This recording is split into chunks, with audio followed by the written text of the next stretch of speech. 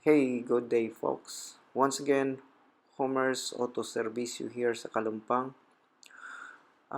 Ikaw ba isang car owner na naka-experience or na problema paano tanggalin ang mga watermarks or acid rains sa mga windshield na inyong mga sasakyan?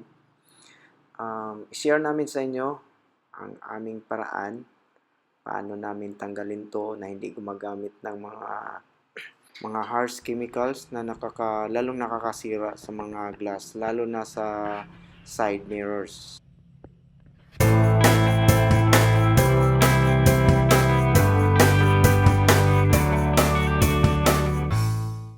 So guys, stubborn stain talaga ang acid rain or itong watermarks, no? So, paraan namin para matanggal, gamit kami ng glass detailing compound. Tapos,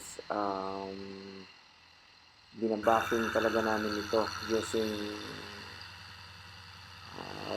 dual action polymer. Kasi kahit anong kuskus mo nito, kahit anong hugas, hindi talaga natanggal. Then pag gumamit ka naman ng mga online chemicals, yung mga acid base, delikado po ito sa mga glass, nakaka-glass itching po yung mga ganon na mga harsh chemicals, lalo na yung mga acid, no? So itong paraan namin, binabuffing using glass compound. Then afterwards, pag naalis na yung mga stain, mga watermarks, sinishield namin to ng hydrophobic na chemicals para mag-slide, hindi na didikit yung tubig ulan.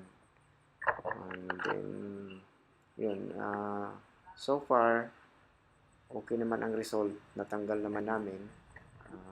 Matagal na namin tong ginagawa, tagal na namin tong gamit.